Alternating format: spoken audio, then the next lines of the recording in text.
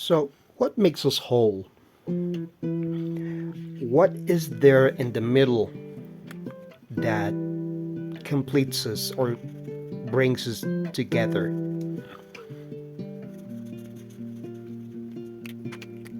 Both as a person and maybe even as a group, as a community. What makes us a whole thing? What completes us? There's always something. Sometimes it's hidden. Sometimes it's right there out in the open and we just don't see it. And a lot of times because we need something to reflect it back to us so we can become aware of it.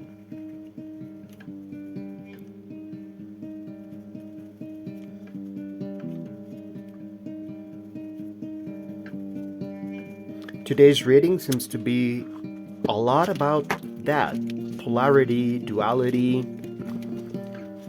and the two parts that come together in the end.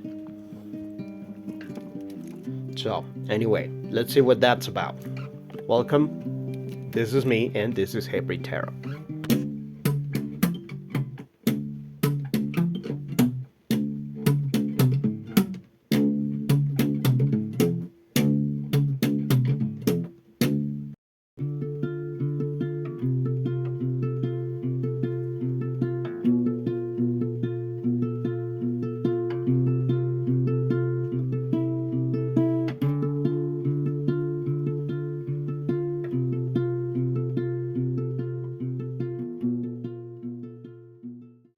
So, today's reading is quite beautiful, I want to say.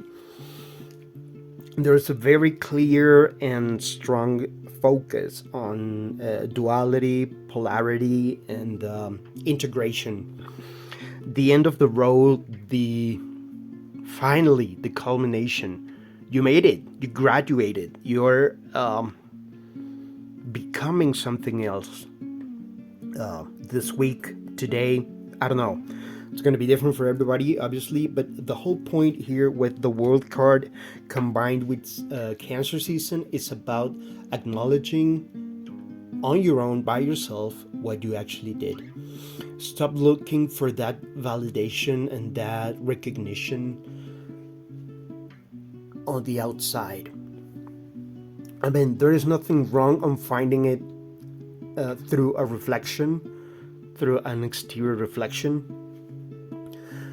unless you're unable to do it on your own. So if you want to see it outside, look in the mirror.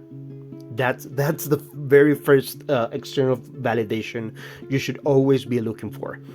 So last week I didn't talk about the legend behind the card, the World card here. The work that Yoshi Yoshitani did with this tarot is just actually just divine. This is the tarot of the divine by Yoshi Yoshitani, and the whole deck, each and every card, is a very specific legend from around the whole world. In the case of the World card, is a legend from New Zealand. This is the legend of Himenoa and Tutanakai. I finally learned the names. We have very complicated names here today, but this is a legend of, to oversimplify it, kind of a Romeo and Juliet from New Zealand. These two characters belong to opposing, conflicting tribes, and they came together as an attempt to end the conflict. However, she belonged to a noble royal family and he didn't, so that was kind of frowned upon. The families were not very happy about it, but still they wanted to come together in order to end the conflict. So he played his flute in order to drive her to him. They lived in two different islands, so she swam across the ocean to get to him using this little fruits here. Well, not so little, but there's fruits here. I forgot the name of them, but I can't get them to focus. But well, she used these little things here to as flotation devices to get to him across the ocean. So again, this is masculine and feminine energies coming together.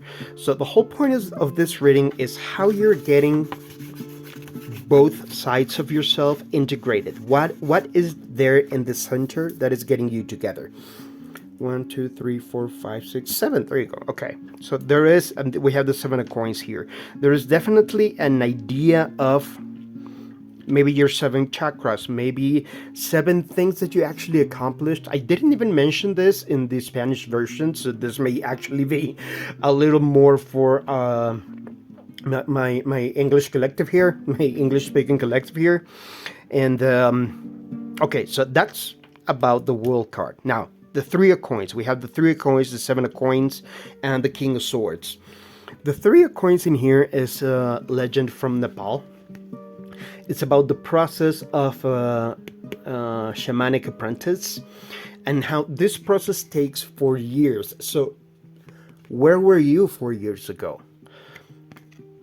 These 2 characters here on the back are a shamanic couple, actually.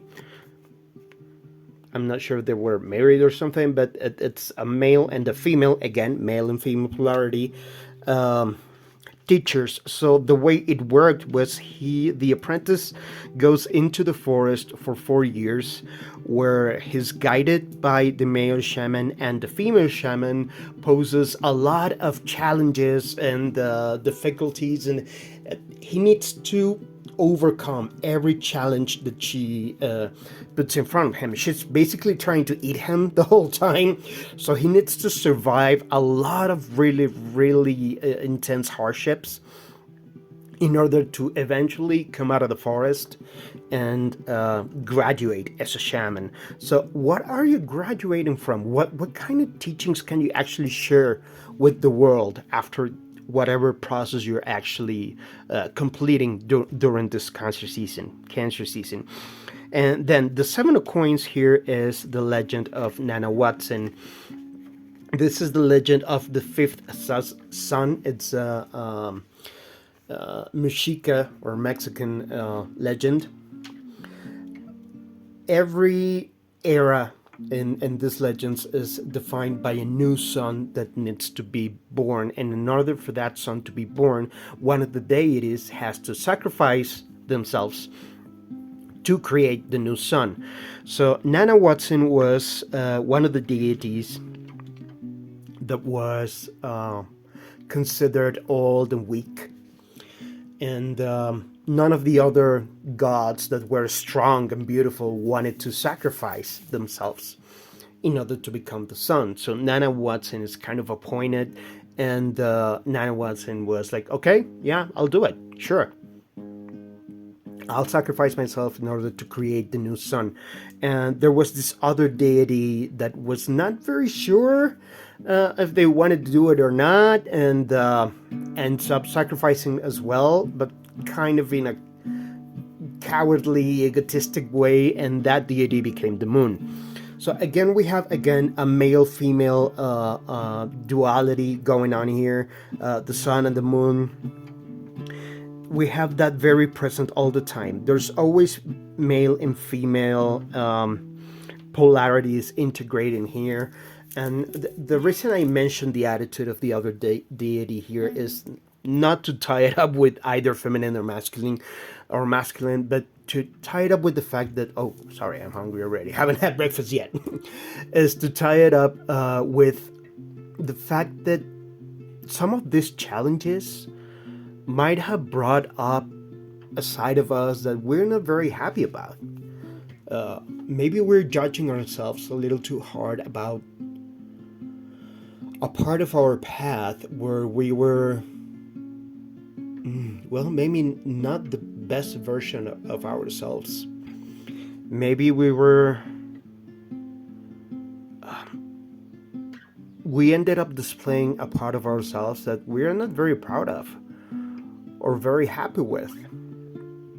but it was a part of the process. So the point for that to show up or to come up during that process is for us to see it, acknowledge it, accept that it was a part of the process, and well, from now on we'll see if we want to allow that to happen still, you know? Maybe we can do something about it and it won't repeat itself, but at least now we know, you know? Now we know. Sorry, one sec. And then a little bit of coffee. So, in the end, we have the King of Swords, which is my very best favorite fantastic animal, the griffin. I just love these creatures. I think they're beautiful and majestic, and again, another representation of polarity. Half eagle, half lion, both solar royal creatures. They represent the mundane, the earthly, the grounded, and the divine, the elevated. Both predators, both powerful creatures, very, very, very powerful creatures. So this tells me kind of the result of what this whole integration process is resulting into. The King of Swords represents wisdom and the ability to see through illusions and see through lies.